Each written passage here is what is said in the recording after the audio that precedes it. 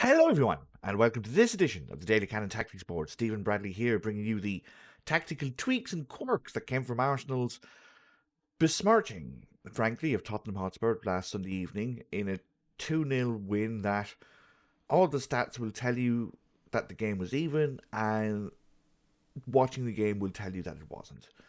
This was a thumping, this was a thrashing, this was a game that will help people reevaluate both clubs, frankly, both in the positive and the negative. And over the next 10-15 minutes, I'll show you exactly how. If these videos are something that you do enjoy, please feel free to leave a like on the video. If you saw something during the game that I missed, feel free to comment. We've got a fantastic community burgeoning who love talking tactics, love talking the Arsenal, love talking football in general. Get involved, why not?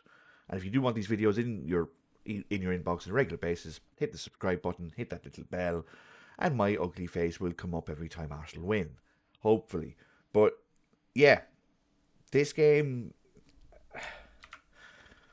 let's face it, right? If you're an Arsenal fan watching this game, or even before you're watching this game, you were a little nervous because look, it's Tottenham away. They hadn't won there in 8 years. Tottenham have always raised their game against Arsenal, and we saw it earlier in the summer where Arsenal needed a result to get into the top four and choked. Basically, nothing more, nothing less. And then 4 days later against Newcastle, they choked again. And Arteta responded by getting rid of some players and bringing in new players, and more importantly, bringing in new characters, bringing in more mental strength, more courage on the ball. And Sunday's game was a perfect representation of a difference between a team trying to win and a team trying not to lose. And I know that's a cliche, but when you look at the stats will tell you that this is an even game. 51%, 49% possession. XG, a quarter of a goal in it, not much. Total shots, Tottenham had more. Big chances, the same. Big chance missed, the same. Accurate passes, there's only three of a difference. Fouls committed, the same. Offsides, almost the same. Corners, almost the same. Even when you break it down, like I said, Tottenham had three more shots. XG, Arsenal were a little ahead. They were basically the same in the second half. Shots on target, Tottenham had more, so XG on target is more. Like I said, Tottenham won more duels, won more aerial duels. It just comes across as the game was fairly even. Like if you watch this game purely by a spreadsheet, you will say that, oh well, okay, Arsenal took the chances, Tottenham didn't. No. No. Arsenal, for the first 45 minutes, were as close to championship winning form as I've seen them. And I hesitate to use that word because I don't want to. I still don't think they're going to win the league. I know they're 8 points clear, but I still don't. I still think the squad is a little light, and I still think that there's far much more to come from the likes of City. That Arsenal are probably operating at their peak, and City have so much more to gain.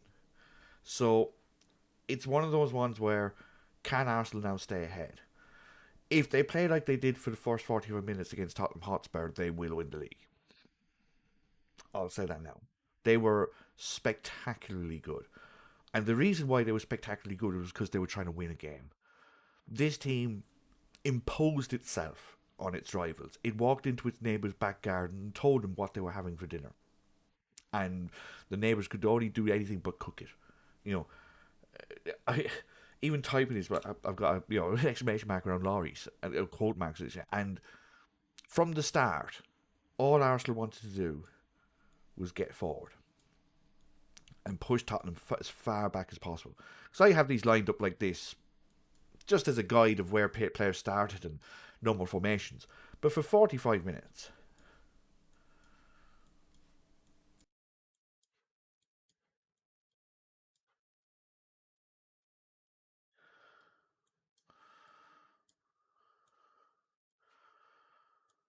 could even put Son in there.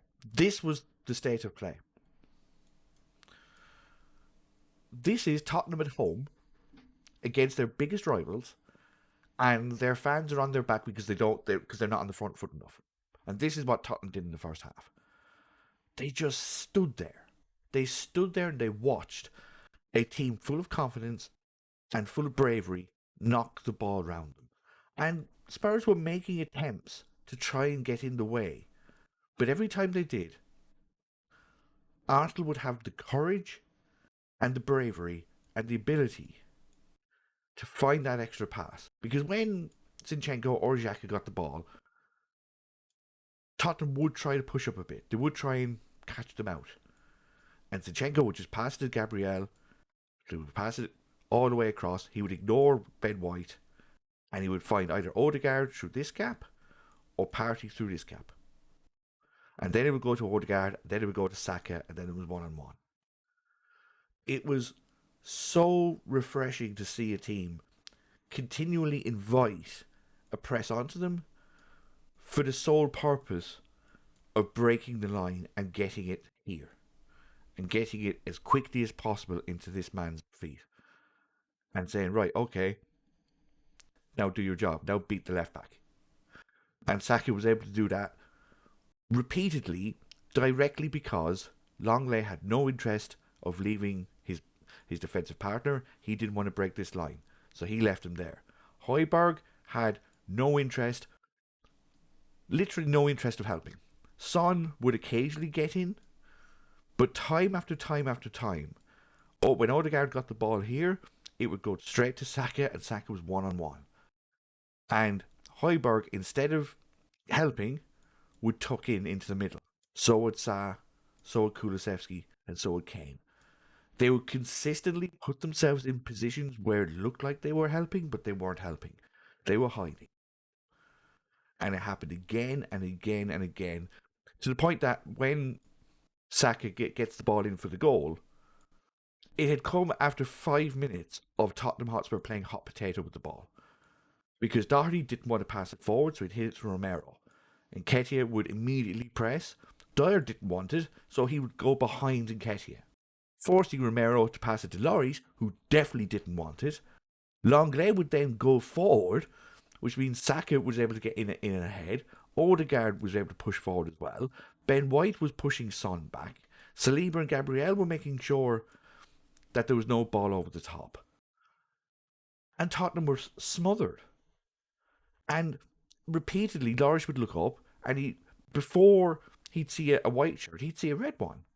And he'd panic, and he'd try and play a ball over the top of Saka to Sessegnon, which White would get. Or he'd miscontrol it and just almost slash at the ball and go away. It was so incredible to see Arsenal just put Tottenham under so much pressure so easily. Because Tottenham wanted nothing to do with playing the ball. They wanted to wait and wait for Arsenal to make a mistake, and Arsenal just didn't give them the time. And the second goal is a perfect example of that, because it was 5 minutes of constant Arsenal play, which led to a position where Dyer had stepped back, Romero was in forward, and Odegaard is here with the ball. Kane has gone forward, Højbjerg is here, Sa is there. And Arsenal on a bit of a break. Now, Odegaard's here. Now, he's got 3 lads to his left, and he's got Saka here. And it's pretty comfortable for Spurs there. Like, if Odegaard wants to try and run forward, he can, but eventually Longley is going to come over and Dyer's going to come back. But what happens is that Højbjerg doesn't track back quick enough, Sa doesn't track back quick enough, and Romero stands there. He stands there. He puts his hands behind his back, and when Odegaard shoots, he turns his back, and he almost leaves his leg out the back as a token gesture because he wants to get out of the way of the ball. It's cowardice. It's pure and simple. Tottenham were afraid of getting in the way of the ball. And Odegaard goes, thank you very much, ping, bottom corner, 2-0, the game's over. And the game's over because now Tottenham decide, we're losing. Now we're going to start pushing. Now we're going to try and get the ball out to Kulusevski a bit more because Zinchenko's pushed forward. Maybe there's a bit of a gap here. And now it's a case of can Arsenal defend as well as they've attacked for 45 minutes? And the answer was yes. Primarily because Ramsdale decided that was maybe his best game for Arsenal, where he was in commanding form the way Lloris wasn't, where he was putting himself into positions where he could make saves, whereas Lloris was consistently getting rid of the ball. Ramsdale was acting as an aid to his defence. When the ball would come to him, he would knock it straight back out. He wouldn't take 10, 15 seconds to try and keep the tempo down. He would immediately knock the ball back wide to White or to Saliba. And then Arsenal could rampage down the right again. He was so incredibly involved in the game, especially in the second half, where, yes, Kane had one good shot, but it was from outside the box. Sessegnon had two good runs through the whole game because he's rather good as a left winger, but as a left back, Arsenal are almost letting him run because it's risk reward. If he gets caught with the ball here, like he did 3 or 4 times, and Son's gone forward and Højbjerg's gone forward, well, I mean, suddenly it's that's what Arsenal want to do. They want to invite you on. And yes, occasionally Sessegnon got through, but most of the times he didn't. And the more times he got caught with the ball, the more inclined he was to sit there, and the more inclined Højbjerg and Sa were inclined to just sit in front of the back 3 and eventually a back 5 and just not play the ball towards their world-class number 9 and their world-class left winger and their very, very, very, very good right winger. Because the Arsenal were just waiting. They would let them knock the ball around there, and as soon as they got to Højbjerg, bang. And Højbjerg would panic, and he'd knock it back. When Arsenal were pressed, they knock it forward. When Tottenham were pressed, they knock it back. And that's the difference. And you can even see in the heat maps. 656 touches, 658 touches. The same. Arsenal again and again and again got the ball here. Because they knew if Saka could attack Sessegnon, they would win the game, and they did. Tottenham, you can see, even if I zoom in a bit here, you can see here, they're knocking the ball back and forth, back and forth, back and forth, across the line, back and forth. And only basically after 2-0 down, they get it here out to Kulusevski out wide. But are they trying to get it out the left? No. Is their number 9, who is also an absolutely fantastic number 10, getting any sort of ball? No. Arsenal did such a fantastic job of controlling the game, where Tottenham were either forced to knock the ball around the back, where they didn't want it because they knew they'd get pressed. But then when it goes 2-0 down, their only out ball was Kulusevski. They couldn't get the ball to Kane, they didn't want to get the ball to Son. It's such a fantastic implementation of game management, of controlling a game where one side has a plan and executes it and the other side doesn't have a plan, and you can see why. You can see a manager is just hoping, basically, forget the first half. We're not going to play the first half. We'll make sure it's 0-0, and then for the second half we'll attack. Arsenal, for 90 minutes, tried to score, tried to win the game. Tottenham tried to score for 45 minutes and deservedly lost, and are now looking across the fence at their neighbours going, why can't we play like that? And that's why over the next 6 months you're going to see a team in red challenging for the title, and you're going to see a team in white asking itself, do we have the right chairman? Do we have the right manager? Do we have the right squad? Our captain's leaving in 18 months. This performance on Sunday might genuinely change the way Tottenham are for the next 5 years. And it's all because Arsenal refused to stop pressing, to stop pushing forward, to stop basically putting their foot on Tottenham's throats. They stopped Tottenham from playing. They forced Tottenham into making mistakes.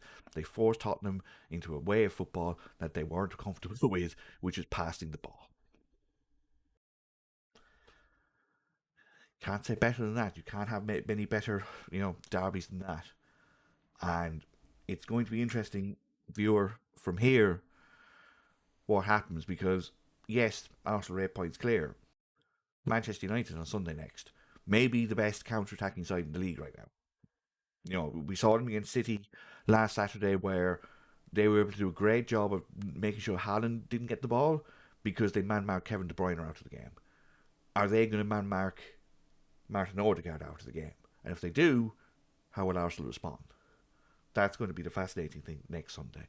Because if Arsenal can win that, then you're not 8 points clear. Then you're 9 and 10, and then it becomes a case of not can Arsenal win the league, but who can catch them.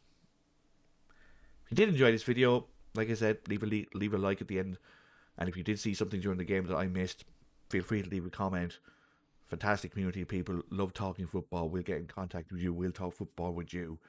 You know, and if you do want these videos in your inbox on a regular basis, hit the subscribe button, hit the little bell, and you get me smiling every time we win, and me bitching every time we lose, which hasn't happened in a while. Let's hope that stays that way. We'll talk to you next time, viewer. Cheers.